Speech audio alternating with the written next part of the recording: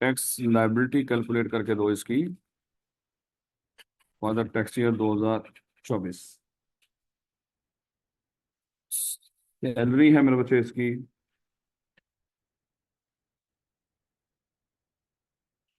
Income from business है इसकी 3 लाख लिखा है।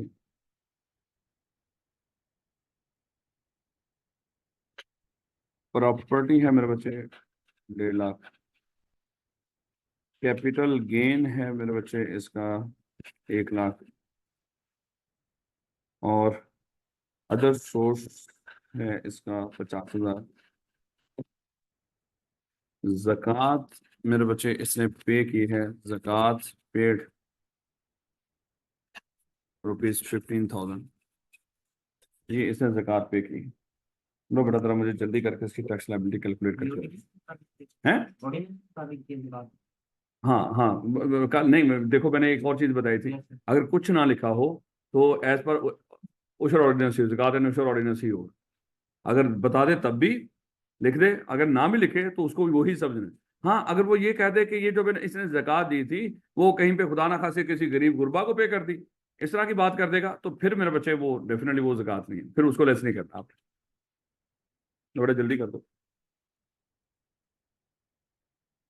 टेबल खोल के रखिएगा सामने अपने। टेबल भी तो है ना, उसको भी तो अप्लाई करना है।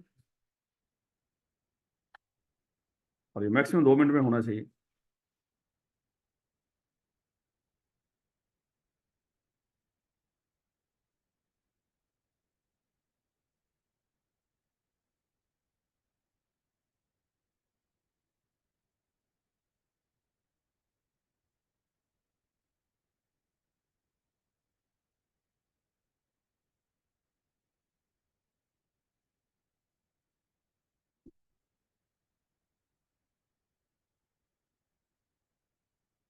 टैक्स लाइबिलिटी पहुंच गए, टैक्स लाइबिलिटी तक।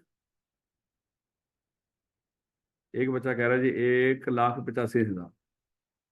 लिखो भी साथ साथ, कुछ लिखा नहीं आपने, ऊपर ना लिखो, बस नीचे जो आपने खुद वर्किंग की है वो लिख दो बस। ऊपर की अमाउंट चाहे वही रहने दो, लेकिन नीचे क्या लिखा है, टैक्सेबल कहाँ पे लिखा था, टोटल इनकम कहाँ पे लिखा था, उस तरह की चीजें।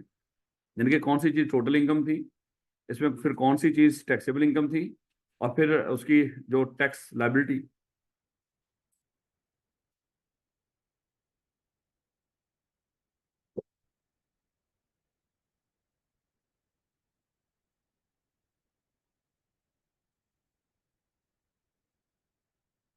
है। भाई 90,000 भी आया, कहाँ पे 1,85,000, कहाँ पे 90, भाई आधा आधा कर दिया उसको।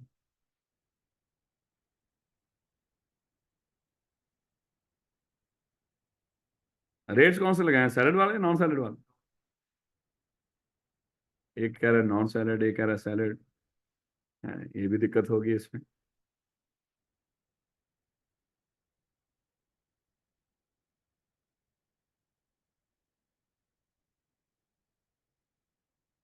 चलो मेरे बच्चे आ जाओ, मुझे ये बताओ आपने टोटल इनकम कितनी निकाली है? 18 लाख। 18 लाख आप लोगों ने इसकी टोटल इनकम निकाली, ऐसे ही मेरे बच्चे। इसमें से लेस आपने क्या की, जक़ात। और वो कितनी है बोला? 15,000 बस। टैक्सेबल इनकम कितनी निकली आपकी? 17,85,000, ऐसे ही मेरे बच्चे। अब अगर हम बात करें इसका, आपने कितना लिया था, 75%? कितनी अमाउंट निकली थी 75%? क्या सैलरी 13 लाख जितना भी बोल रहे हो, क्या सैलरी उससे ज्यादा थी? यानी कि सैलरी का इसके 75% से ज्यादा थी, कम थी? तो कौन से रेट लगने हैं? Non salary. अगर सैलरी इसके 75% से ज्यादा होती, बस मैंने आपको कहा था इस चीज को रट लेना है कि टैक्सेबल इनकम का 75% लेना है और देखना है कि उसके 75% से सैलरी ज्यादा है या कम है। अगर तो 75% से सैलरी ज्यादा हो तो सैलरी वाले रेट, अगर कम हो तो नॉन सैलरी, या बराबर भी हो तो नॉन सैलरी वाले रेट। ज्यादा होना जरूरी है, 75% से ज्यादा होना जरूरी है। अगर पूरा पूरा भी बराबर आ जाए तो तब भी नॉन सैलरी वाले। तो यहाँ पे मेरे बच्चे ये क्योंकि सैलरी कम थी 75% से, तो कौन से रेट लगे? नॉन सैलरी वाले। और नॉन सैलरी वाले रेट्स में अगर हम देखें तो 17,85,000 मेरे बच्चे ये किस स्लैब में गए होंगे? फोर्थ में। तो एक तो मेरे बच्चे यहाँ पे 75,000 था मिनिमम, और 20% ऑफ द अमाउंट एक्सीडिंग ₹12,00,000, तो हमारा था कितनी वाला? 17,85,000। 12 से ऊपर 5,85,000, बिल्कुल। 5,85,000 का कितना लिया आपने? 20%। तो कितना निकला वो? यानी कि आपने किया क्या मेरे बच्चे? टैक्स कैसे कैलकुलेट किया? 75,000 प्लस 20% ऑफ 5,85,000। ये 5,85,000 कैसे पता चल गया ना? क्योंकि वहां पे क्या लिखा हुआ? 12,00,000 से जो एक्सीड कर रही है अमाउंट, उसका 20%। यानी कि 12,00,000 तो तब तो शायद उसने मिनिमम रख दिया ना 75,000, उससे ऊपर वो कह रहा है कि उसका 20% दे दो। तो मेरे बच्चे उस लिहाज से अगर कितनी अमाउंट निकाली आप लोगों ने? 192। ये उसकी क्या निकली? Tax liability. अभी तक मेरे बच्चे हमें इतना ही काफी है इसकी determination of tax liability purpose के लिए। अच्छा, एक और चीज अब जरा थोड़ा सा मैं आपको बताऊं।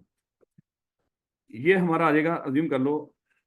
सबसे पहले हम क्या करते हैं बोला? टोटल इनकम निकालते हैं। हमारी टोटल इनकम आ गई। टोटल इनकम में से लेस करते हैं हम deductible allowance. Deductible allowance less करें तो मेरे बच्चे क्या आता है बोला? Taxable income. ऐसे ही मेरे बच्चे इसके ऊपर हम क्या करेंगे? टैक्स रेट लगाएं, तो उससे क्या निकलता है हमारा? Gross tax. अच्छा, कुछ ऐसी चीजें भी होंगी, ये लफ्ज बस दिमाग में रखिएगा, कुछ ऐसी चीजें भी होंगी जो आपकी टैक्स, ये जो ग्रॉस टैक्स निकाला इसको कम करेंगे। अगर तो आगे कुछ है नहीं ना उस तरह की चीजें, फिर तो हमने टैक्स लायबिलिटी लिख दिया लफ्ज। लेकिन अभी हमने लफ्ज टैक्स लायबिलिटी नहीं बोलना, अभी हम क्या बोल रहे हैं? Gross tax. अज्यूम कर लो कि आपकी ग्रॉस टैक्स की अमाउंट यहाँ पे निकल आई है। चलो उसको यहाँ पे लिख लेते हैं कि आपका यहाँ पे आ गया, कोई भी ग्रॉस टैक्स आ गया। कुछ ऐसी चीजें भी होंगी जो ग्रॉस टैक्स में से भी मेरे बच्चे लेस होती हैं। ऐसी चीजें जो टैक्स को कम करती हैं, टैक्स को कम करेंगी, उनके लिए लफ्ज बोला करेंगे टैक्स क्रेडिट। क्या लफ्ज बोला करेंगे? Tax credit. अब आपने ना तीन चीजें अभी तक आपको आपके पास सामने आ गई जो किसी चीज को कम करती हैं। डिडक्शंस पर्टिकुलर हेड में इनकम को कम करते हैं, डिडक्टेबल अलाउंस टोटल इनकम को कम करते हैं, और टैक्स क्रेडिट आपकी टैक्स, हाँ, आपके टैक्स को कम करें। चाहे इसको लफ्ज टैक्स लायबिलिटी बोल लो, चाहे कुछ भी बोल लो, ये हमेशा क्या करेंगे? टैक्स को कम करें। उसके लफ्ज क्या बोला करेंगे? Tax credit. वो कहेगा ना इस चीज का आपको टैक्स क्रेडिट मिलेगा, हम उसको फौरन से हमारे दिमाग में आ जाएगा ये कहां पे जाकर लेस होगा? टैक्स में से। जो हमारी टैक्स की अमाउंट निकलेगी, टैक्स वाले कहेंगे उसमें से ये अमाउंट कम कर दो।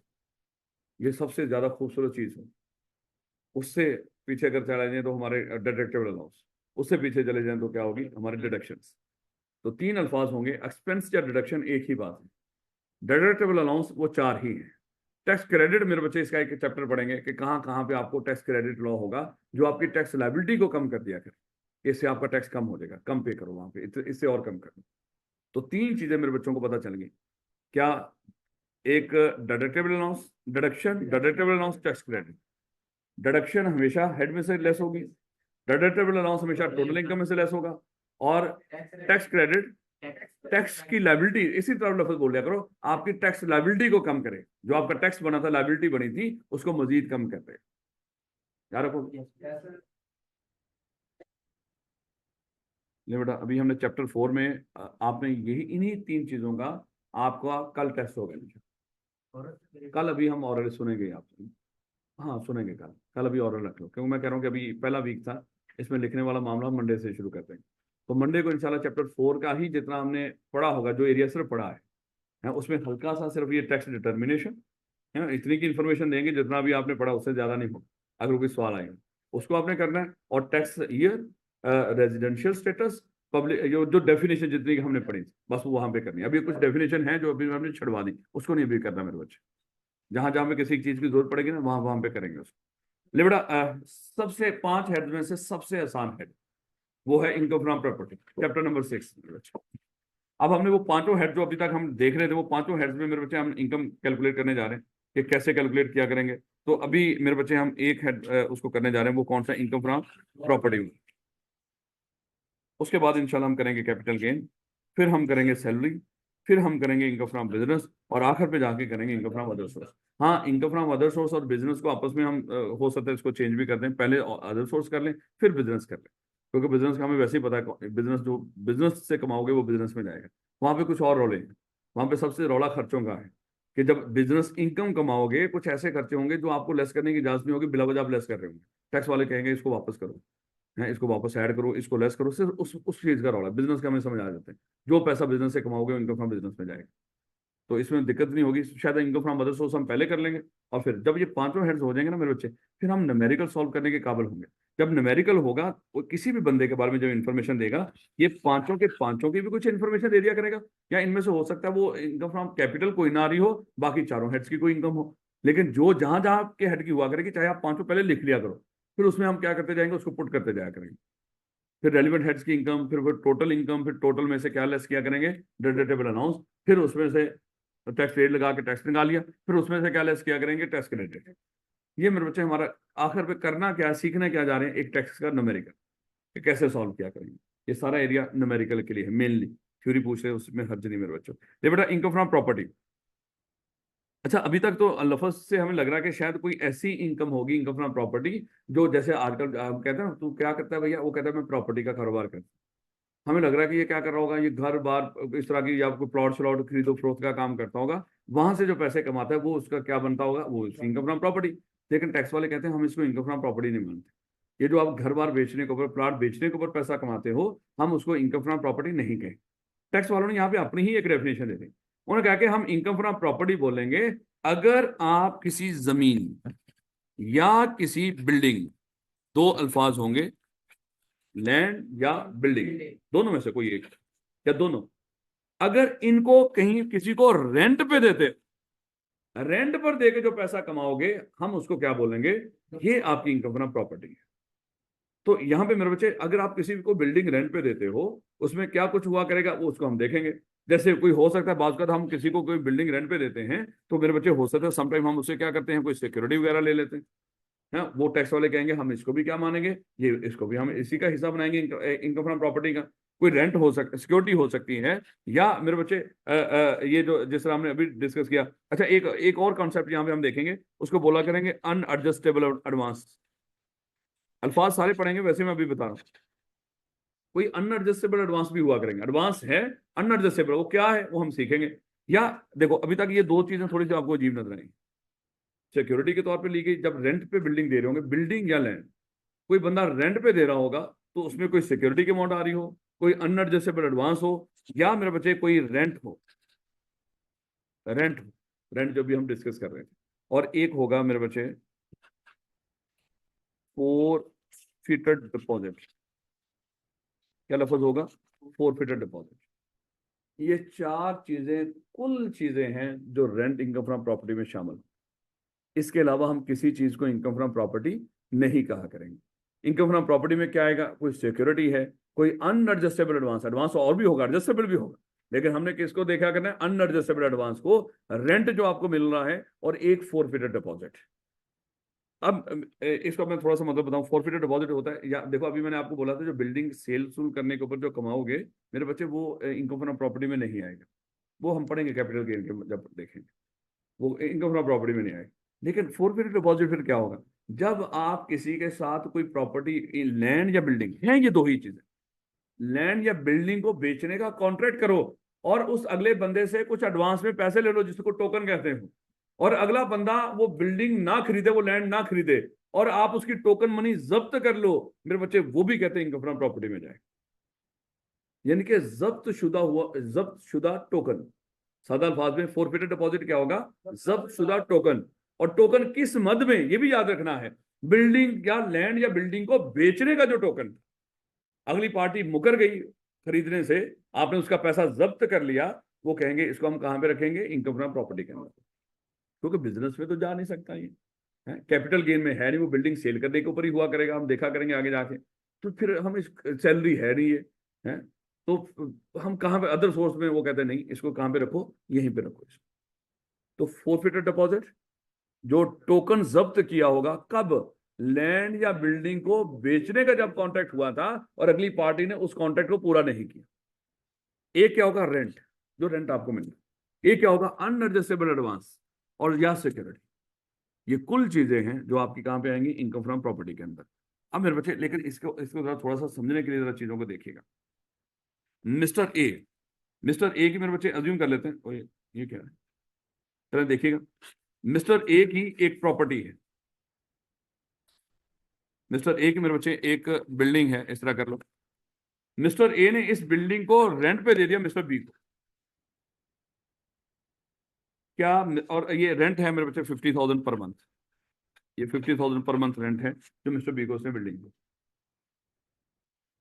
मेरे बच्चे मुझे बताएं, मिस्टर ए की इनकम फ्रॉम प्रॉपर्टी कितनी होगी बोला? अच्छा, ये पर मंथ है, हमने साल के लिहाज से देखा करना। तो 50 मल्टीप्लाई बाय 12, ये क्या होगी, 6 लाख रुपया। क्या निकला बोला, मिस्टर बी की इनकम फ्रॉम, मिस्टर ए की इनकम फ्रॉम प्रॉपर्टी। लेकिन अगली बात, क्या उसने बिल्डिंग ही रेंट पे दी थी? बिल्डिंग ही रेंट पे दी थी, बिल्कुल सर। और दूसरा मेरे बच्चे, एक चीज दिमाग में रखिएगा, इस बिल्डिंग का मिस्टर ए मालिक होना जरूरी है। अगर ये मिस्टर ए मालिक ना होता, इसने ऑलरेडी किसी और से बिल्डिंग रेंट पे ली हुई थी, उसी बिल्डिंग को आगे रेंट पे दे रहा होता। जैसे मान लो ये बिल्डिंग का मालिक अज्यूम कर लो मैं हूं, समझाने के लिए बात कर, और ये बिल्डिंग मैंने आपको रेंट पे दी, और आपने क्या किया, इस बिल्डिंग को आगे मजीद किसी को रेंट पे दे दिया। रेंट पे आप भी दे रहे हो, लेकिन आपकी तरफ से दी गई ये रेंट पे बिल्डिंग इनकम फ्रॉम प्रॉपर्टी में नहीं जाएगी, वो आपकी इनकम फ्रॉम अदर सोर्स में जाएगी, वो देखेंगे आप। देखिए मेरे बच्चे, यहाँ पे इनकम फ्रॉम प्रॉपर्टी में किसी रेंट को लेकर जाने के लिए आपका उस लैंड या बिल्डिंग, दोनों चीजों में से जिसको भी आप रेंट पे दे रहे हो उसका मालिक होना जरूरी है।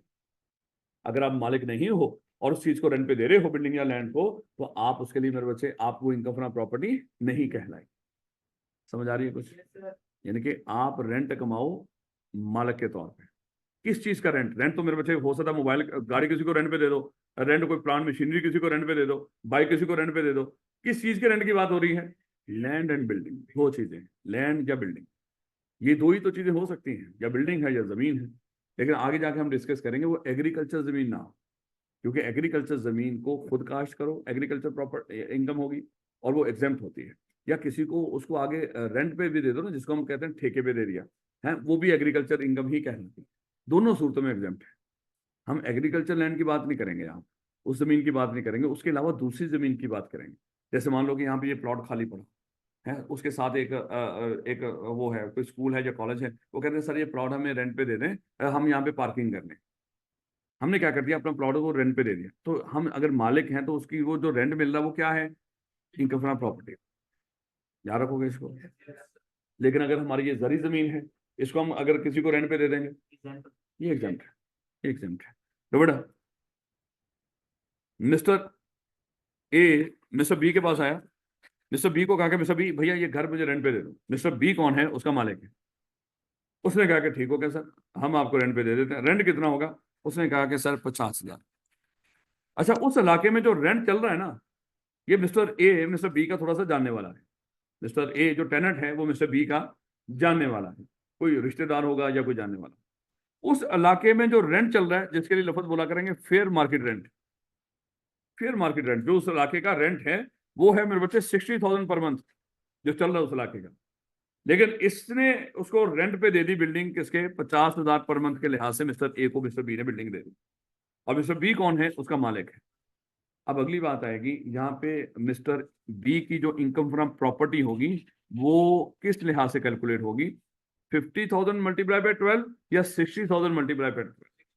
यहाँ पे लॉ कहता है कि भाई, इनकम फ्रॉम प्रॉपर्टी का लॉ कहता है कि आपने अगर जो रियल रेंट जो चार्ज कर रहे हो और मार्केट रेंट, इनमें से अगर मार्केट रेंट ज्यादा हुआ तो आपने मार्केट रेंट के ऊपर, मेरे फेयर मार्केट रेंट के ऊपर उसका इनकम फ्रॉम प्रॉपर्टी कैलकुलेट करनी है। ये छोटे छोटे असूल होंगे जो आपने याद रखने कि रेंट अगर फेयर मार्केट वैल्यू से कम हो तो आपने फेयर मार्केट वैल्यू को ही रेंट कंसिडर किया करना। हाँ, इसकी भी एक एक्सेप्शन है, वो भी हम देखेंगे। आसान है, यकीन कर लो, ये बड़ा थोड़ा। तो देखो, 4 तरह की इनकम्स को हम इनकम फ्रॉम प्रॉपर्टी बोल रहे हैं। सिक्योरिटी है, अनएडजस्टेबल एडवांस है, रेंट है, या फोरफिटेड डिपॉजिट है। उसके बाद हमने डिस्कस किया अगर कोई बंदा किसी को कोई बिल्डिंग, कोई मालिक है वो किसी को कोई बिल्डिंग दे दे रेंट पे और उसे रेंट कम चार्ज करे फेयर मार्केट रेंट से, तो जो फेयर मार्केट रेंट है हम उसके ऊपर उसकी इनकम कैलकुलेट करें। अब दूसरा जो कॉन्सेप्ट आपको एक समझाना है वो मेरे बच्चे जरा देखिएगा। अच्छा, ये एक और चीज देखिएगा, एक मालिक एक से ज्यादा बिल्डिंग है, 2-3 फ्लैट है उसमें, वो दोनों तीनों फ्लैट चाहे किसी को दे दे। ये नहीं कहना कि सर ये तो फिर उसका बिजनेस हो गया, नहीं नहीं नहीं, ये इनकम फ्रॉम प्रॉपर्टी ही है। या मान लो कि किसी का पूरा प्लाजा है, उसे प्लाजा लोगों को, कई लोगों को रेंट पे दे रखा है, उसका इनकम फ्रॉम प्रॉपर्टी ही होगी, लैंड या बिल्डिंग, उसमें कोई तफरीक नहीं। प्लाजा है, कितने कमरे हैं, फलाना है, अगर लैंड या बिल्डिंग किसी को रेंट पे दे रहे हो, वहां से आने वाली इनकम आपकी क्या कहलाएगी, इनकम फ्रॉम प्रॉपर्टी ही। उसको ये नहीं समझना कि पता नहीं ये आपका क्या बन गया, कारोबार बन गया। लो बेटा, अब यहाँ पे एक चीज देखिएगा, मिस्टर ए ने अपनी एक बिल्डिंग किसी मिस्टर बी को रेंट पे दे दी। मेरे बच्चे, मिस्टर बी टेनेंट है और ये लैंडलॉर्ड है। और मेरे बच्चे रेंट हमारा डिसाइड हुआ, पहले तो देखिएगा मार्केट रेंट है वहां पे 40,000 और इसने मेरे बच्चे उसको रेंट पे दी है 45,000। क्या लग रहा है कौन सा होगा? Whichever is higher. वैसे देखना, देखो रेंट अगर 45 आ रहा है ना तो फिर 45 से टैक्स पकड़ लेंगे, लेकिन अगर फेयर मार्केट रेंट से कम होगा फिर फेयर मार्केट रेंट, लेकिन अगर उससे ज्यादा ले रहे हो फिर तो वही टैक्स वाले कहेंगे आ तो रही है ना इनकम। देखो इवन देन मैंने आपको एक चीज बताई थी, इवन देन मशिया से भी इनकम कमा रहे हो, टैक्स वाले कहते हैं हमें क्या करो, टैक्स दो। ये तो फिर आप क्या कर रहे हो, ज्यादा कमा रहे हो। रेंट को ही बिल्डिंग, एक 40 वाली बिल्डिंग आपने चालाकी से कितने की दे दी उसको, 45 में, फिर मार्केट रेंट 40 का है। भाई टैक्स वाले कहेंगे पैसा तो तेरे पास आ रहा है ना, हमें इससे कोई लेना देना। तो वहां पे किससे मल्टीप्लाई करेंगे 12 को? हाँ, 45। लेकिन अगर कम हो, अगर मान लो कि फेयर मार्केट रेंट होता मेरे बच्चे 45 और जो उसने दी बिल्डिंग रेंट पे वो 40 की, तो फिर भी 45, फिर भी 45। फेयर मार्केट 45 था ना, दिया उसने कितने का, 40 का, फिर भी 45। और अगर फेयर मार्केट 40 था और दिया 45 का, फिर भी 45। और अगर फेयर मार्केट रेंट क्या था, वो मेरे बच्चे 45 था और उसको दिया 30 में, फिर भी 45। याद रखोगे इसको, यानी कि फेयर मार्केट रेंट या जो ओरिजिनल चार्ज किया जा रहा है विच एवर इज हायर, अगर सादा अल्फाज में देखें, ये वैसे ही बताया ताकि इसको भी आए। तो बेटा अगली बात जो आपने समझनी, सर किस बेस पे हम इनकम का हिस्सा बनाया करेंगे? अगर बेसिस, अगर आपको याद हो, एक होता है कैश बेसिस, एक होता है अक्रूवल बेसिस। शायद आप लोगों ने ये दो चीजें पढ़ी हो। जब हम अकाउंटिंग करते हैं कैश बेसिस पे करते हैं या अक्रूवल बेसिस पे। जब हम कैश बेसिस पे करते हैं मेरे बच्चे, वो तो मेरे बच्चे होगा खर्चा आप तब रिकॉर्ड करोगे जब पे कर दोगे, और इनकम कब तब रिकॉर्ड करोगे जब आप मिल गई। जब मिल गई, चाहे वो अभी की हो चाहे फ्यूचर की हो, जो पैसा कैश में आपको मिल गया वो आपकी इनकम होती है। कैश बेसिस का मतलब ही ये है जो कैश में पैसा आपके हाथ में आ गया, चाहे वो अभी आपने अर्न किया हो या ना किया हो। अर्न का मतलब क्या, यानी कि उसके बदले में आपने सर्विस दी हो या ना दी हो, अगर कैश आपके हाथ में आ गया तो आप उसको क्या कर लोगे, रिकॉर्ड कर लोगे। और अगर आपने खर्चा पे कर दिया तो ही रिकॉर्ड करोगे। अक्रूवल इसके बरक्स है। अक्रूवल कहता है जो चीज अक्कर हो चुकी हो, जो चीज अक्कर हो चुकी हो उसी पे आपका हक है, और वही जो चीज अक्कर हो चुकी हो वही आपकी लायबिलिटी है। वो खर्चा जो अक्कर हो चुका है, जो आपकी जिम्मेदारी बन चुकी है, चाहे पे किया हो या ना किया हो, वो आपका खर्चा है। और वो इनकम जो आपका हक बन चुकी है, चाहे मिली हो या ना मिली हो, वो आपकी इनकम है। और जो आपका हक ना हो, चाहे मिल गई हो, वो आपकी इनकम नहीं। सादा अल्फाज में मैं कहना चाहता हूं, अगर एडवांस में रेंट मिल जाए और यहाँ पे बेसिस चल रही हो अक्रूवल, एडवांस में मिला हुआ रेंट, मुझे बताओ क्या हम कमा चुके होते हैं? नहीं, वो तो अभी हमने कमाया ही नहीं। तो एडवांस में मिला हुआ रेंट अक्रूवल बेसिस में आपकी इनकम फ्रॉम प्रॉपर्टी का हिस्सा नहीं बनेगा, क्योंकि अक्रूवल बेसिस अकाउंटिंग क्या कहती है, भैया आपने अभी उसका हकदार बने ही नहीं है, वो तो अभी अक्कर हुआ ही नहीं। हाँ, जब हकदार बनेंगे फिर वो होगा। इसलिए याद रखना, अगर कोई बंदा आपको एक से ज्यादा सालों का रेंट दे दिया करेगा, सालाना हमने देखना है, यानी कि किसी का रेंट मिल गया किसी, वो भी हम देखें। अगर एक बंदे का साल कंप्लीट हो गया, उसने इनकम फ्रॉम प्रॉपर्टी का हिसाब तो साल के एंड में देना है ना। अगर उस साल की इनकम उसको मिल गई और अगले साल की भी मिल गया रेंट, इस साल का रेंट मिल गया है जो गुजर गया और अगले साल का मिल गया, हमने जो गुजर गया है उसी को देखना है। और मजे की बात, जो गुजर गया है उसका रेंट मिला हो या ना मिला, आपकी इनकम फ्रॉम प्रॉपर्टी है। ये भी याद रखना। भाई कमा तो लिया ना, अर्न तो कर लिया ना आपने, हक तो है। जो चीज हक बन गई हो रिकॉर्ड कर दो, जो खर्चा लायबिलिटी बन गया हो रिकॉर्ड कर लो, खर्चा पे किया हो या ना किया हो, और हक मिला हो या ना मिला। ऐसे ही पढ़ते हो ना अकाउंटिंग आप लोग। मैं कहीं ये ना कहना कि सर आपने हमारे पिछले कॉन्सेप्ट भी खराब कर दिए, क्योंकि हम तो ऐसे ही सीखा करते थे कि अक्रूवल का मतलब क्या है, जो चीज अक्कर हो चुकी हो, हैपन हो चुकी हो। है? तो खैर आप लोगों को पता नहीं वो कैसे, वो भी ऐसे ही पढ़ाते होंगे पक्की बात। लेकिन भास्कर कुछ ऐसी टर्मिनोलॉजी इस्तेमाल कर देते हैं जो बेचारे सादे से बच्चे के पल्ले नहीं पड़ती। मेरे मैं भी आप जैसा सादा ही हुआ करता था, तो अंग्रेजी के जब औखे अल्फाज मेरे पास से भी नहीं गुजरते थे बेटा। तो फिर मैं ढूंढता रहता था इसको कोई आसान कर दे जिससे मुझे समझ आ जाए। जो आसान करते थे उसको और मुश्किल कर देते थे। तो फिर जब खुद को अकल आई, चीजों को आप सीखना शुरू किया कि एक्चुअली है क्या है। ले बेटा देखिएगा, टैक्स ईयर 2024 कहां से कहां तक होगा भैया? 1 जुलाई 2023 से 30 जून 2024। तो भैया अगर हम महीनों की बात करें, जुलाई एंड हुआ, अगस्त, सितंबर, अक्टूबर, नवंबर, दिसंबर, जनवरी, फरवरी। तो भैया मिस्टर ए ने मिस्टर बी को ये बिल्डिंग रेंट पे दी थी, और उसका रेंट था, अज्यूम कर लो मेरे बच्चे, चलो उसको सिंपल रख लो, 50,000 पर मंथ। कुछ और ना बताया हो, फिर मार्केट रेंट ना कुछ ना दिया हो, तो ओके, यही क्या होगा रेंट। अगर फिर मार्केट रेंट दे रखा हो, फिर हम देख कंपेयर करेंगे उसको। तो बेटा 50,000 पर मंथ रेंट है, मंथ ही दिया करेगा मोस्टली, देगा ही मंथ, अनलेस को खुद कह दे कि ये साल का है, तो क्या हुआ करेगा, पर मंथ ही होता है, रेंट होता ही पर मंथ है। नहीं बेटा 50,000 पर मंथ। इसने क्या किया था, फरवरी तक, फरवरी तक जो मिस्टर ए है मिस्टर बी को रेंट पे करता था। लेकिन मेरे बच्चे फरवरी के बाद मार्च, अप्रैल, मई और जून, इन 4 महीनों का उसने रेंट पे नहीं किया। और वो कहेगा मिस्टर ए, मिस्टर जो ए था, अच्छा ये मिस्टर ए ने बी को रेंट पे दिया ना, mister A landlord. Mister A की इनकम फ्रॉम प्रॉपर्टी बता दो टैक्स ईयर 2024 के लिए। टैक्स ईयर 2024 के लिए मिस्टर ए की इनकम फ्रॉम प्रॉपर्टी बता दो मेरे बच्चे।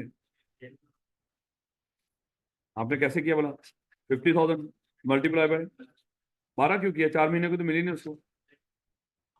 हाँ तो सर साल तो गुजर गया ना, अक्रूवल बेस पे लेकर चलनी है हमने। अच्छा यहाँ पे होंगे होंगे कुछ ऐसे हैं, जैसे सैलरी की बात करेंगे हम, कैश बेसिस पे लेके चलेंगे, यहाँ जो मिल गई, चाहे एडवांस मिल गई हो, चाहे पिछले महीनों की मिल गई हो, 3 महीनों में नहीं मिलेगी उसको नहीं शामिल करेंगे, है?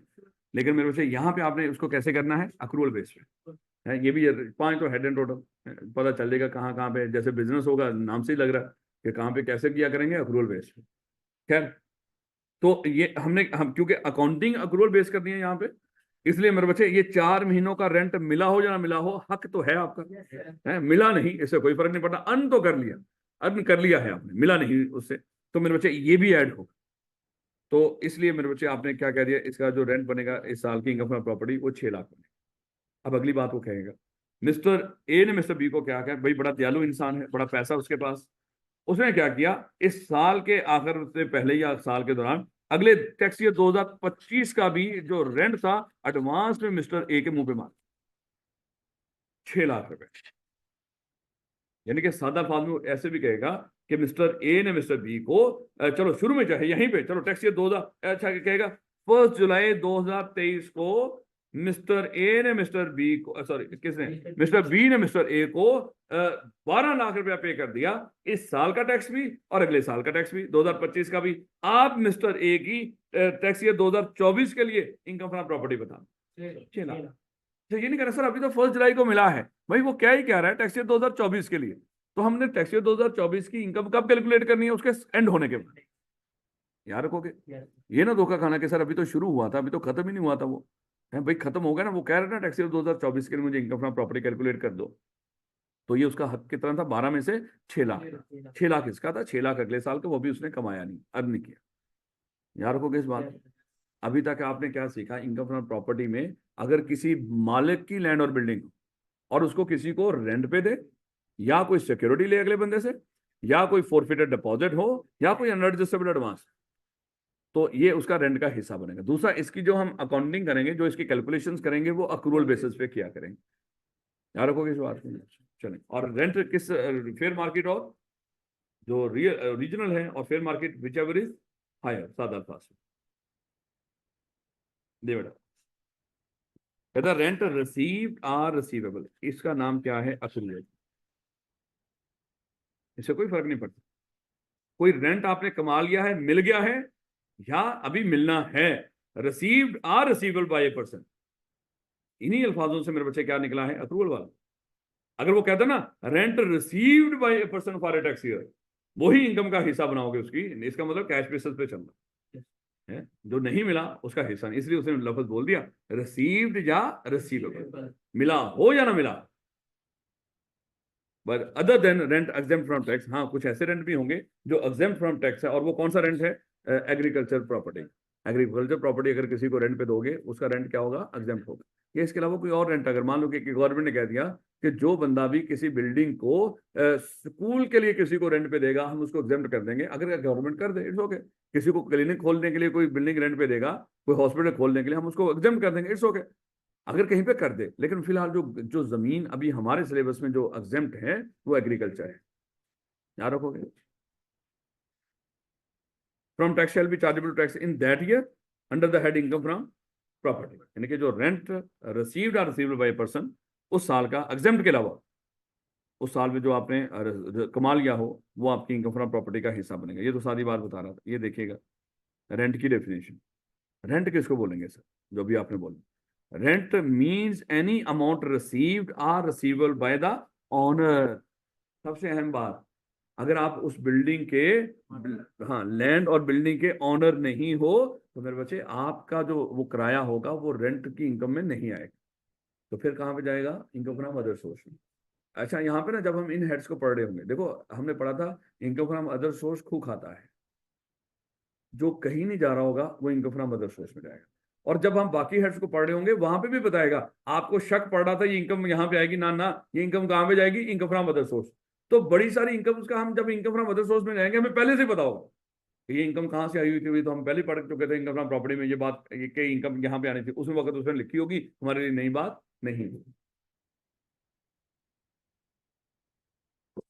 ख्याल भी रखना है ना मेरे बच्चे, ऑलरेडी हमारी क्लास लेट शुरू हुई थी, कि आज आपका टाइम जाया ना करें, लेकिन इतना भी जाया नहीं करना, हमने थोड़ा सा इसको पढ़ के जाना।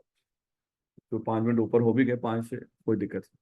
Rent receive means any amount received by the owner of the land और बिल्डिंग। इसका मतलब दो ही चीजें हैं जिनको रेंट पे देने से आपकी इनकम फ्रॉम प्रॉपर्टी आएगी।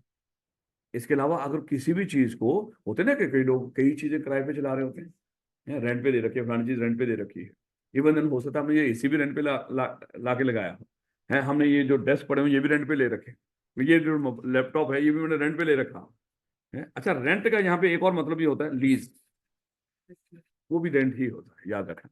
अगर कहीं पे लफ्ज लीज बोल दे, फलानी एसेट हमने लीज पे दे दिया या रेंट पे दे दिया, दोनों यहाँ पे टैक्स वालों को नहीं पता लीज क्या है।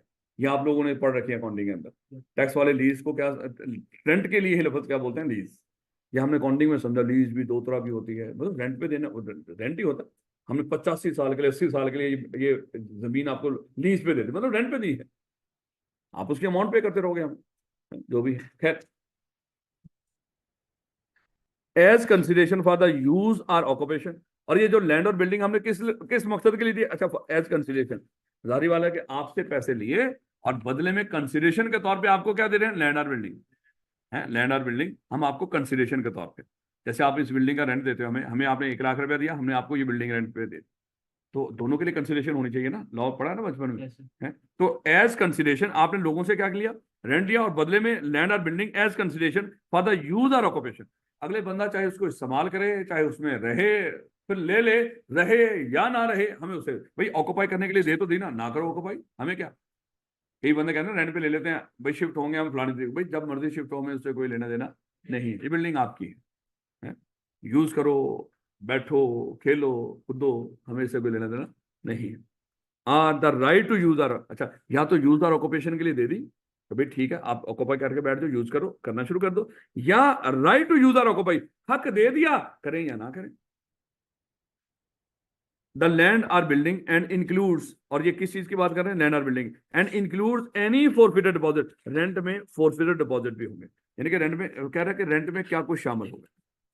Rent is equal to any amount received or receivable by the owner of the building as consideration for the use or occupation। उस बिल्डिंग या लैंड को यूज और ऑक्यूपेशन के तौर पर किसी को देने के बदले जो आपको कंसिडरेशन मिल रही है, वो भी रेंट होता है। ये जो कंसिडरेशन मिली है, मतलब जिसको हम साधारण अल्फाज में रेंट ही बोलते हैं, उसको तो रेंट ही बोलते हैं कंसिडरेशन को, जो इसको यूज और ऑक्यूपाई के लिए हमें मिलती है, ऐसे ही ना मेरे से। मैं उसका डेफिनेशन का आपको बता रहा हूँ कि डेफिनेशन में सब कुछ है। एंड मतलब इसमें एक और चीज प्लस करो, वो क्या है, इंक्लूड्स एनी फोरफिटेड डिपॉजिट। किस चीज का forfeited deposit? Paid under a contract for the sale of land or a building, यानी कि जो बिल्डिंग या लैंड को सेल करने का आपने कॉन्ट्रैक्ट किया था, उसके बदले में कोई फोरफिटेड डिपॉजिट, यानी कि उसकी टोकन मनी आपने क्या कर ली हो, जब्त कर ली हो, मेरे बच्चे, वो भी इसका हिस्सा बनेगा। अब अगली बात करेंगे सर वो अनएडजस्टेबल एडवांस, वो मेरे बच्चे यहीं पे कवर हो जाएगा ये कंसिडरेशन में। जब सिक्योरिटी और अनएडजस्टेबल एडवांस ले रहे होते हैं, वो किसका हिस्सा होता है? वो रेंट का ही हिस्सा। याद रखोगे इसको, यानी कि चार चीजें थी ना, सिक्योरिटी, अनएडजस्टेबल एडवांस, रेंट, वो एक ही चीज है। वो रेंट कंसिडरेशन के तौर पे आप ले रहे होते हैं शुरू में, सर सिक्योरिटी दे दो, ये फलानी चीज दे दो, फलानी दे दो, वो कंसिडरेशन ही है। फोरफिटेड डिपॉजिट थोड़ा सा हटके था, उससे हटके था। फोरफिटेड डिपॉजिट उसने लहदा बता दिया, ये कौन सा फोरफिटेड हो, मुश्किल बात तो नहीं। वेयर रेंट रिसीव्ड और receivable is less than fair market rent for the property, अगर तो ज्यादा हो टैक्स वालों को कोई दिक्कत नहीं, देख लो। और अल्फाज क्या है, कह रहा है रेंट रिसीव्ड और रिसीवेबल इज लेस देन, तब हमें तकलीफ होगी, टैक्स वाले कह रहे हैं। लेस देन का मतलब क्या है? तकलीफ किसको? टैक्स वालों को। कह रहा है कि when rent received or receivable is less than the fair market rent for the property, the person shall be treated as having received the fair market rent for the proper period the property is let on rent is in the tax year, यानी कि उस tax year के अंदर जितने अरसे के लिए वो प्रॉपर्टी रेंट पर रही, हम यही समझेंगे वो किस रेट पर गई है, फेयर मार्केट रेंट के।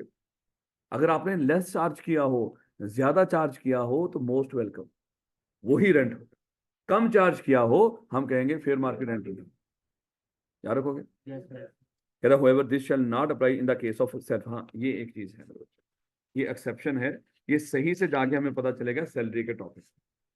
मैं थोड़ा सा बता रहा हूँ, हल्का सा बता रहा हूँ आपको। सेल्फ हायरिंग, यहाँ पे कॉन्सेप्ट क्या है? सेल्फ हायरिंग, ये कॉन्सेप्ट है। मैं हल्का सा बताऊंगा ताकि इनकम फ्रॉम सैलरी के अंदर हमारी ये रिवीजन हो जाए और हमें समझ आ जाए। मिस्टर ए ने अभी अभी सीएफई को ज्वाइन किया, और सीएफई के साथ जब इसका कॉन्ट्रैक्ट हुआ था, उस कॉन्ट्रैक्ट में डिसाइड हुआ था सीएफई इसको घर भी देगा, सीएफई इसको घर भी देगा। और मजे की बात क्या है, ये बेशर्म रहता भी लाहौर में ही, और यहीं पे इसने नौकरी शुरू की। लेकिन क्या है, लोग क्या करते हैं, गाड़ियां होती हैं, घर होते हैं, उसके बावजूद एम्प्लॉयमेंट में क्या करते हैं, मुझे घर दो, गाड़ी दो, सारा कुछ दो, है उनकी मर्जी है। अपनी चीजें क्या करेंगे, आगे रेंट पे दे देंगे और उनको इस्तेमाल करेंगे। यही तरीकाकार होता है मेरे बच्चे। छोड़ना थोड़ी, मालिक को छोड़ना थोड़ी आपने, जो सहूलतें उसे मिल रही हो, या तो उसके बदले में उसको पैसे दे दो, पहले डलवा लो उसमें कॉन्ट्रैक्ट के अंदर, उसके बाद कहेंगे सर वो देखें अगर हो तो गाड़ी की जगह आप मुझे पैसे दे दो, इट्स ओके। लेकिन आपका हक तो है, उसमें तय तो करोगे आप। अब हुआ क्या, मिस्टर ए ने भी सीएफई के साथ जब कॉन्ट्रैक्ट किया था, क्या बोला था उसको, सीएफई को, कि घर भी चाहिए मुझे। सीएफई ने डन कर लिया था, ठीक है सर हम आपको घर दे देंगे। अच्छा, अब जब ये आ गया यहाँ पे एम्प्लॉय के तौर पे, सीएफई से इसने कहा कि सर वो वादा पूरा करें घर वाला। उन्होंने कहा कि अच्छा तुम बताओ तुम रहते कहाँ पे अभी? उसने कहा कि सर मैं डिफेंस में रहता, मैं डिफेंस में रहता। कहता कि वो डिफेंस पे किराए पे, नहीं नहीं सर अपना घर, अपना घर। देखो बेशर्मी तो ऐसे ही होती है, तो ऐसे बेशर्मी नहीं, उसका हक है, उसने मेहनत करी है, तो मेरे बच्चे गाड़ी घर मिल रहा है ना, ऐसे थोड़ी है। हैं वो सीएसएस ऑफिसर थोड़ी है, हैं वो भी बड़ी मेहनत करके बनते हैं, फिर उसके बाद जो मेहनत करके कमाते हैं ना, वो अलग ही मेहनत होती है। जैसे अभी माशाल्लाह फॉर्म 45 को 47 से बनाया इन बेशर्मों ने, एक इंतहाई मुकद्दस चीज थी ये भी। एक पढ़े लिखे लोग आगे जाएंगे, तरीके से काम करेंगे।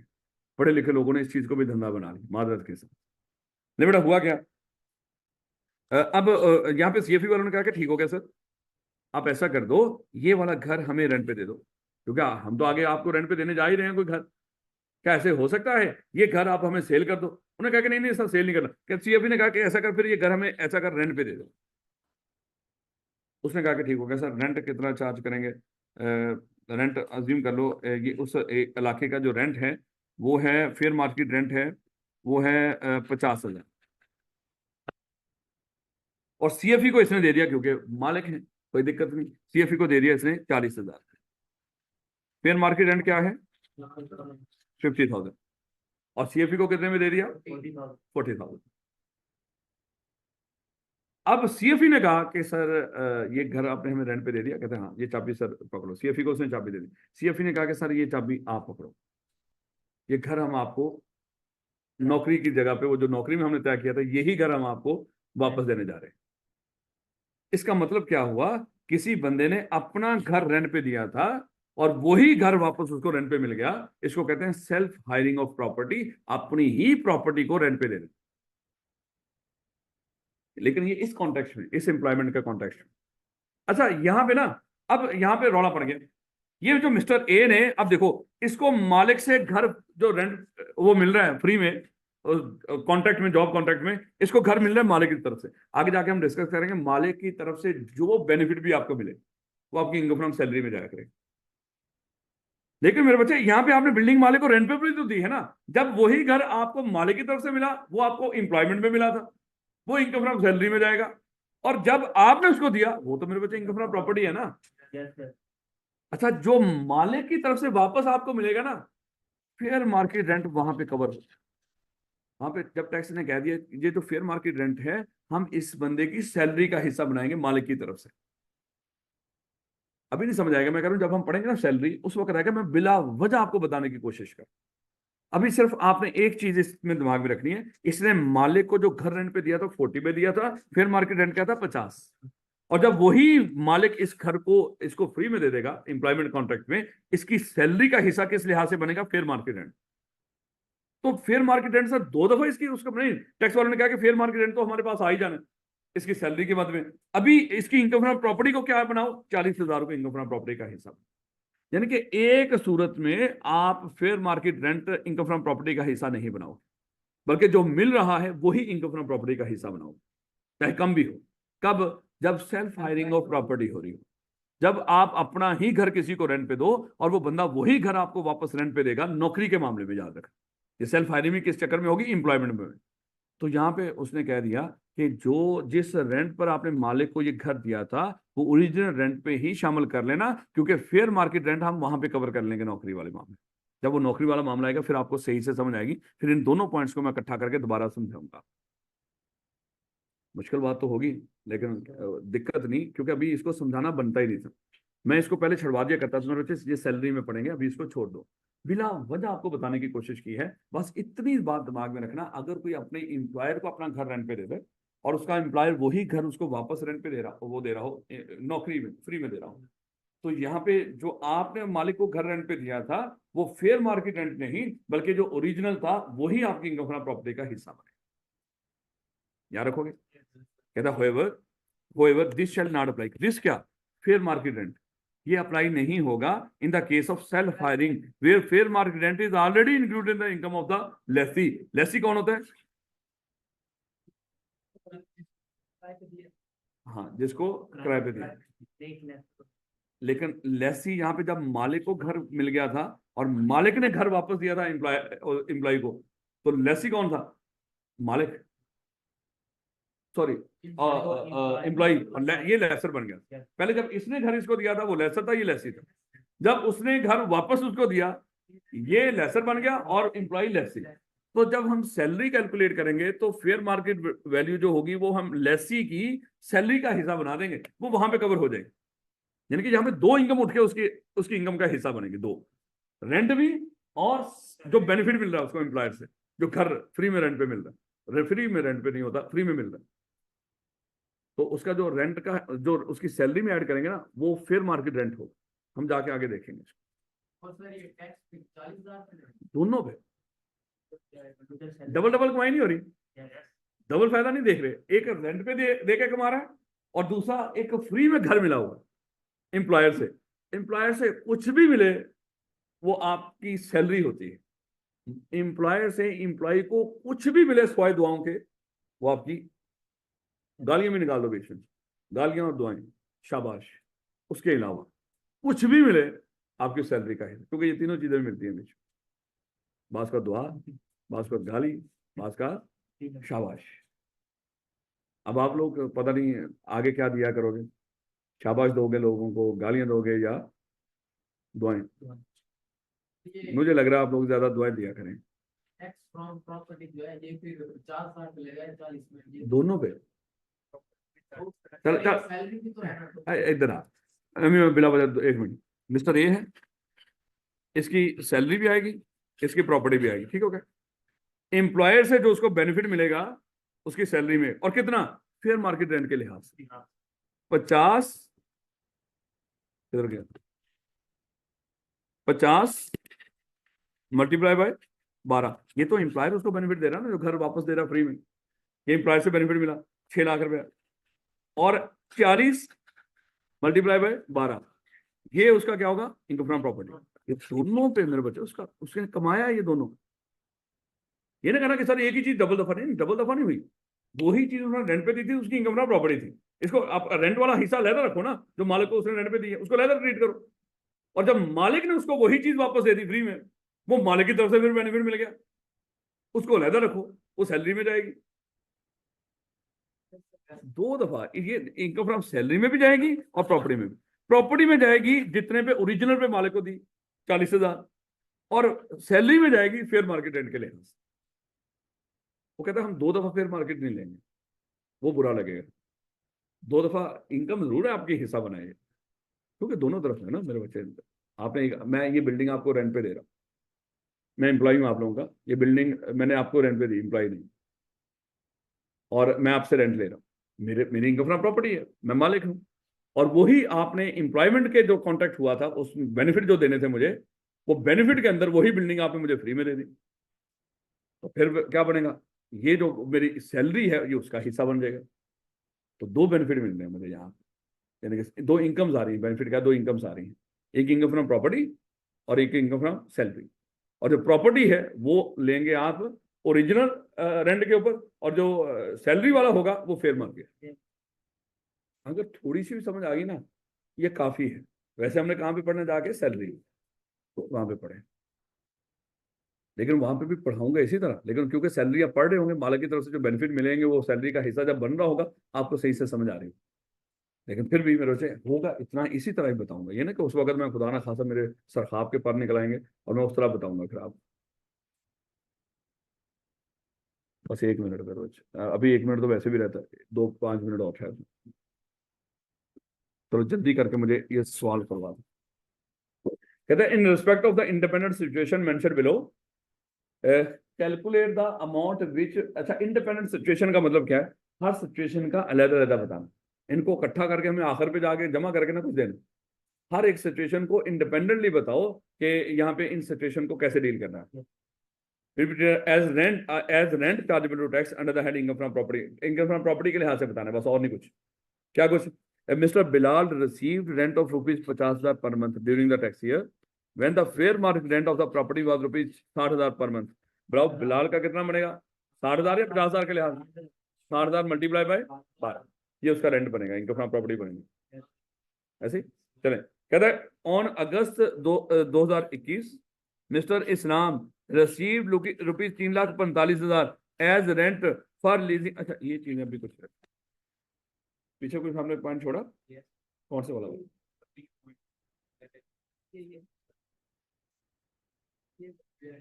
हाँ, मैं भी कहूँ यार ये कैसे होगा, बस ये एक छोटी सी बात है। कई चीजें आपको समझ ना भी आ रही हो, कानून है आपको समझना पड़ेगा।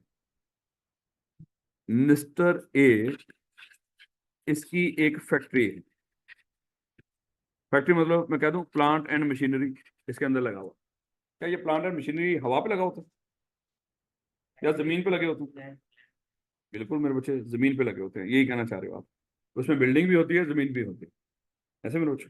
अब हुआ क्या, मिस्टर ए ने ये जो पूरी फैक्ट्री थी, ये बिल्डिंग है, लेकिन इस बिल्डिंग में क्या है, प्लांट एंड मशीनरी भी है। ऐसी बिल्डिंग जिसमें प्लांट एंड मशीनरी भी हो तो उसके लिए लफ्ज क्या बोलते हैं, फैक्ट्री। लेकिन आप लहदा रख लो, एक building with plant and machinery, क्योंकि उनके भी तो नाज नखरे हैं ना, वो लफ्ज फैक्ट्री नहीं बोल रहे, क्या बोल रहे हैं, एक building with plant and machinery.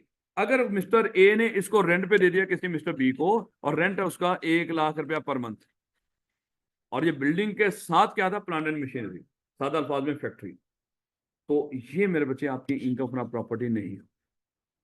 इसको लेकर जाएंगे हम इनकम फ्रॉम अदर सोर्स के अंदर, है बिल्डिंग ही, लेकिन अगर उस बिल्डिंग के अंदर प्लांट एंड मशीनरी हो तो मेरे बच्चे याद रखना वो कहां पे जाया करेगा, इनकम फ्रॉम अदर सोर्स के अंदर, वो आपकी इनकम फ्रॉम प्रॉपर्टी का हिस्सा ये देगा पेपर के अंदर, इस तरह की चीजें। कि मिस्टर ए ने जहां पे उसकी बाकी इनकम देगा, कहेगा मिस्टर ए ने एक बिल्डिंग भी दी है किसी को रेंट पे, और उस बिल्डिंग के अंदर प्लांट एंड मशीनरी भी है, और बिल्डिंग फिर उसका जो रेंट होगा वो मेरे बच्चे आपने इनकम फ्रॉम प्रॉपर्टी में लेकर नहीं जाना, बल्कि कहां पे लेकर जाओगे, इनकम फ्रॉम अदर सोर्स के अंदर।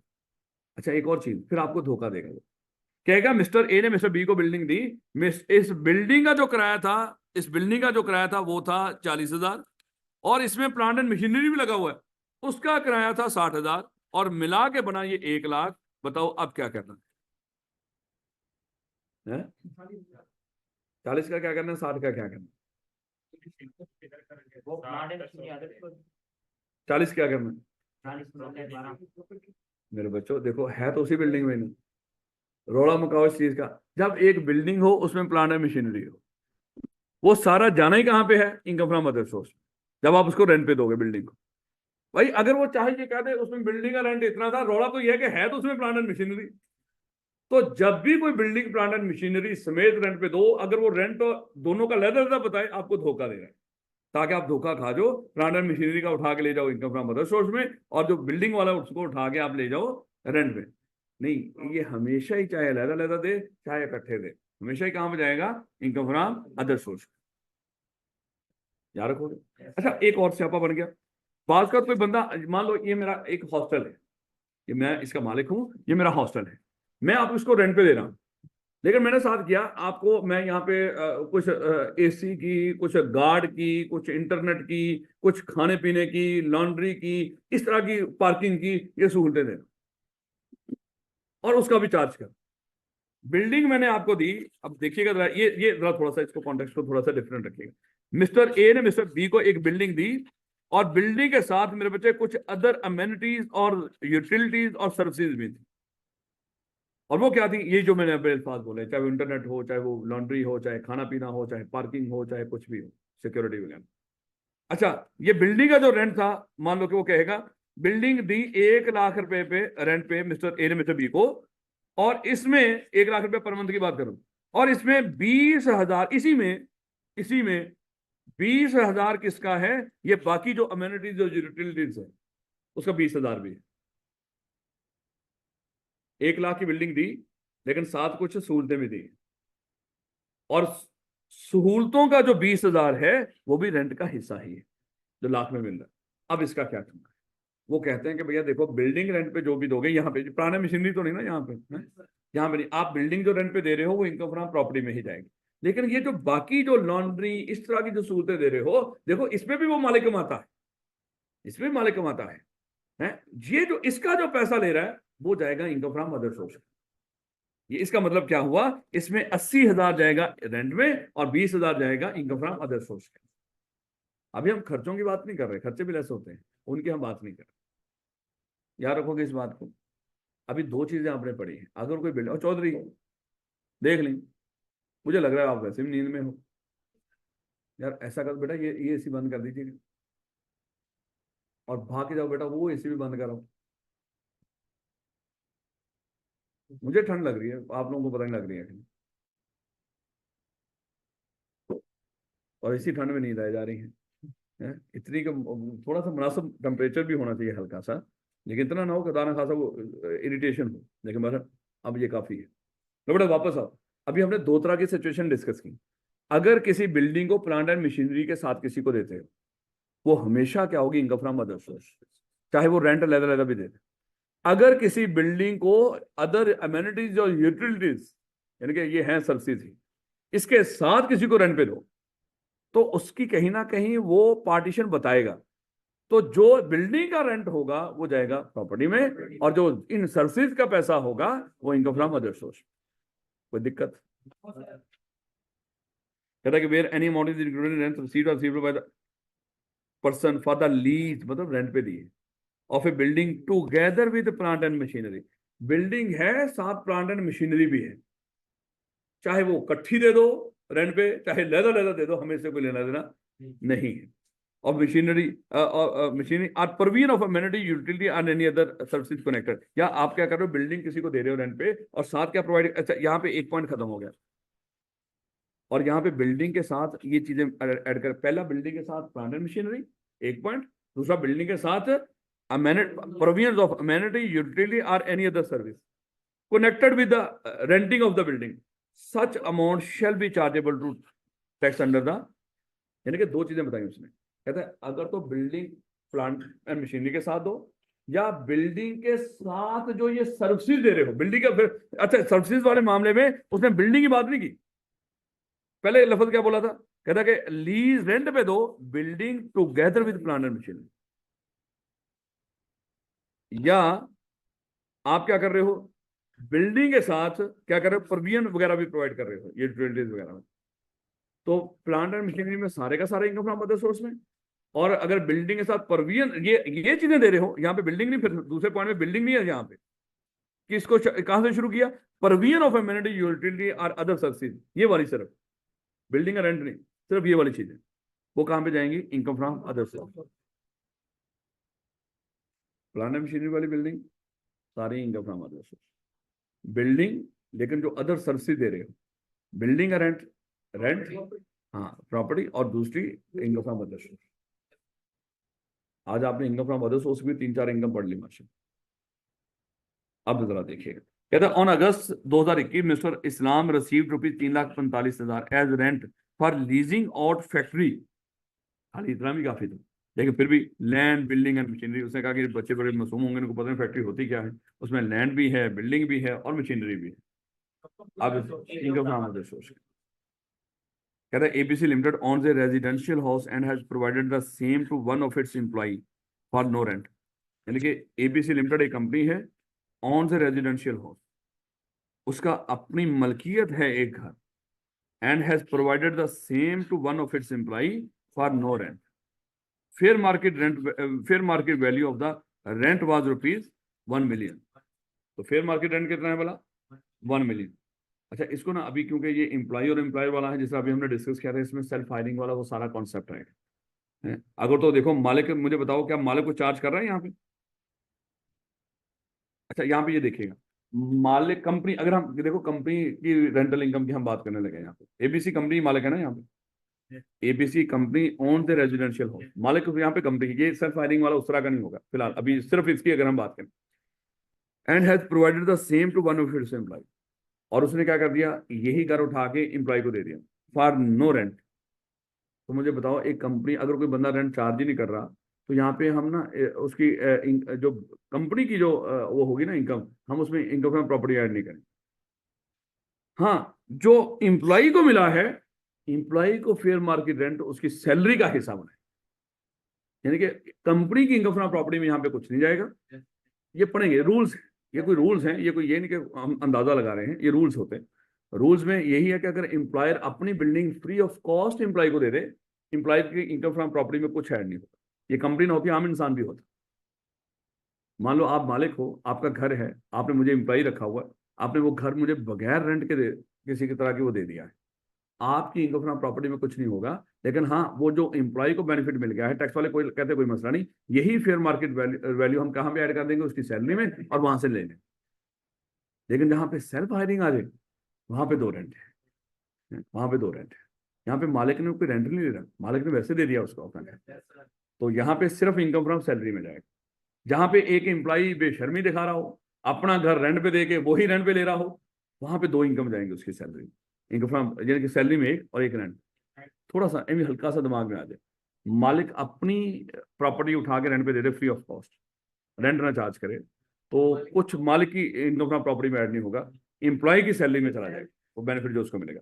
अगर एक एम्प्लॉय अपना घर पहले मालिक को रेंट पे दे और वही घर फिर मालिक उसको फ्री दे देता है, अब यहाँ पे एम्प्लॉय की सैलरी में एम्प्लॉय की इनकम फ्रॉम प्रॉपर्टी में जितने पे दिया है ओरिजिनल वो, और एम्प्लॉय जो एम्प्लॉय की सैलरी होगी उसमें फेयर मार्केट है। इसको पढ़ेंगे इंशाल्लाह दोबारा, इसको बथेरा ज्यादा चीजें हैं भी नहीं, लंबे चौड़े रूल नहीं है यहाँ पे, कोई 8-8 10-10 चीजें होंगी हर जगह जिनको हमने याद कर लिया करना, और बार बार रिपीट करेंगे भैया, क्या करें, मजबूरी मुझे भी पता है, एक दफा बताने से थोड़ी समझ आएगी आपको, ये तो मेरा तुर्रा इम्तियाज है। कह रहा है on 1 July 2021 mister Hamza receive 2 year advance rent of ₹15 lakh,